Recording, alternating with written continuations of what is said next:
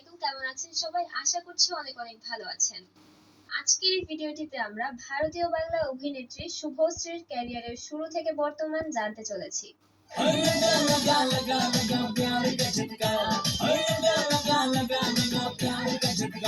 শুভশ্রী এমন একজন অভিনেত্রী যার পুরো ক্যারিয়ারে 2টা সিনেমা বাদে প্রত্যেকটা সিনেমাই সুপার ডুপার হিট ছিল।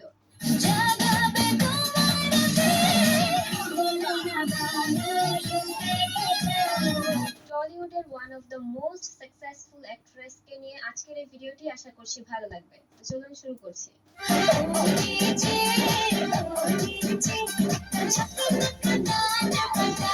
শুভশ্রীর ক্যারিয়ারের শুরু হয় 2007 সালে পিতৃভূমি সিনেমাটির মাধ্যমে। যদিও সিনেমাটিতে শুভশ্রী নায়িকা নয়, জিতের বোনের ছোট্ট একটা ক্যারেক্টার বা রোল করার সুযোগ পেয়েছিল। পরের বছর 2008 সালে শুভশ্রীর নায়িকা হিসেবে অভিষেক হয় বাজিমাত সিনেমাটির মাধ্যমে।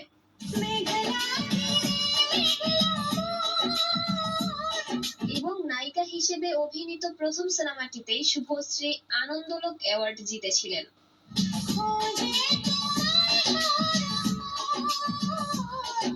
এবং এবছরই শুভশ্রী মেটা টা লাভ ইন হালেরা নামক একটি উড়িষ্যা ছবিতে অভিনয় করেন।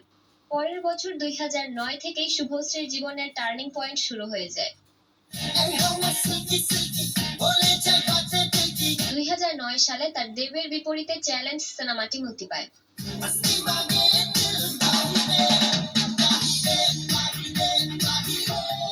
এবং এই সিনেমাটির জন্য তিনি 2010 সালে টেলি সিনে অ্যাওয়ার্ড পেয়েছেন।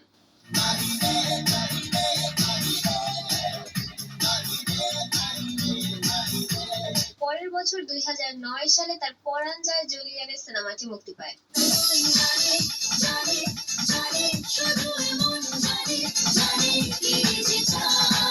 রবি কিরাগি পরিচালিত এটি দেবের বিপরীতে তার দ্বিতীয় সিনেমা।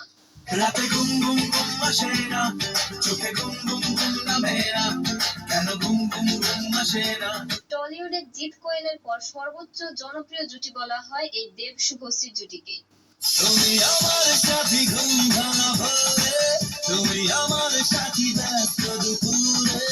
পরের বছর 2011-তে তার রোমিও সিনেমাটি মুক্তি পায়।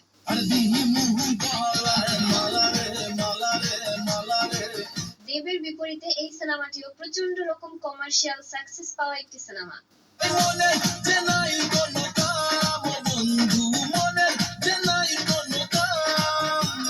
ভিডিওটি বানাতে গিয়ে মনে হলো এই রোমিও ছবির গানগুলো দেখার জন্য আমি সারা দিন সঙ্গীত বাংলা দিয়ে রাখতাম, আর আমার ভাই সঙ্গীত বাংলা দেখতো না বলে ওর সাথে রিমোট নিয়ে অনেক মারামারি হতো।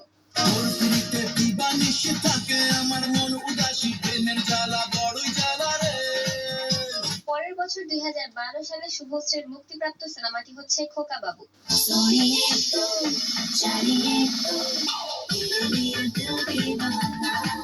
এবং খোকা বাবু এত বেশি হিট হয় যে 15 মিলিয়ন রুপি শুধুমাত্র এর গানগুলো থেকেই আয় হয়েছিল।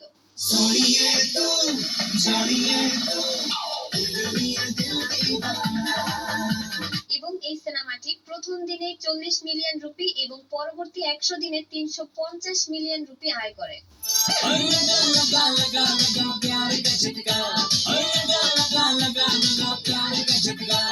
এবছরই শুভশ্রীর মেঘ রোদ্দুর সিনেমাটি মুক্তি পেলেও সেটি তেমন কোনো দর্শক জনপ্রিয়তাই দেখেনি।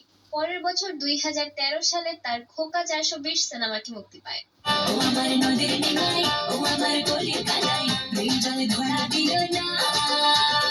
সিনেমাটিতে তার বিপরীতে ছিলেন দেব এবং নুসরাত জাহান।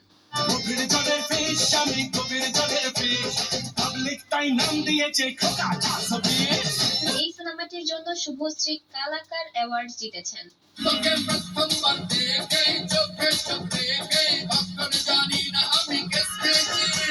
এবং 2013 সালের খোকা 420 ছিল শুভশ্রীর দেবের বিপরীতে সর্বশেষ মুক্তি পাওয়া সিনেমা।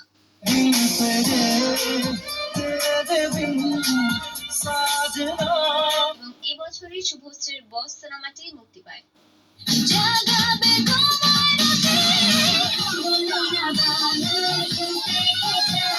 বস সিনেমাটি ছিল জিতের বিপরীতে প্রথম নায়িকা হিসেবে অভিনীত সিনেমা।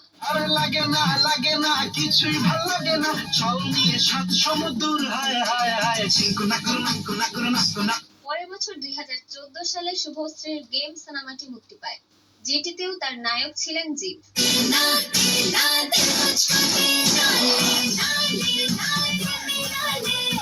এবং এবছরই তার আমি শুধু চেয়েছি তোমায় সিনেমাটি মুক্তি পায়। আমি শুধু চেয়েছি তোমার, আমি শুধু চেয়েছি তোমার। অঙ্কুশের বিপরীতে এটিই ছিল শুভশ্রী অভিনীত প্রথম সিনেমা, এবং এই সিনেমার প্রত্যেকটা গানে কিন্তু মারাত্মক হিট হয়েছিল।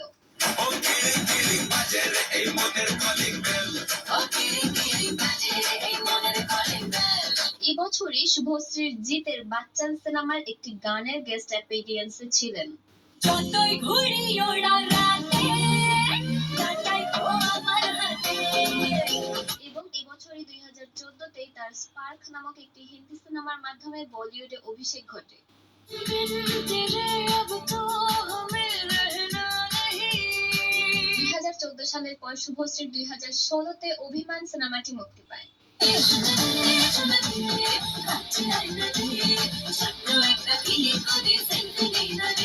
এবং এই একই বছর শুভশ্রীর প্রেম কি বুঝিনি সিনেমাটি মুক্তি পায়।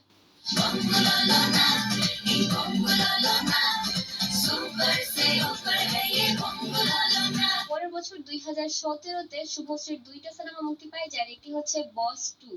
এটি ছিল বাংলাদেশ ভারত জয়েন্ট ভেঞ্চারের একটি সিনেমা। আকাশে দৃষ্টি তোর মনে নিঝুম জানালার হাওয়াতে। এবং একই বছর শুভশ্রীর নবাব সিনেমাটি মুক্তি পায়।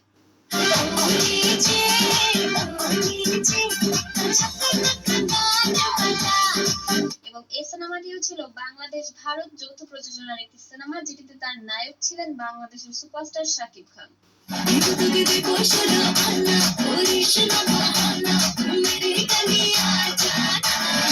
বস 2 এবং নবাব দুটি ঈদের সিনেমা ছিল, এবং দুটি একই সাথে হলে চললেও নবাবের বক্স অফিস আয় ছিল অনেক বেশি।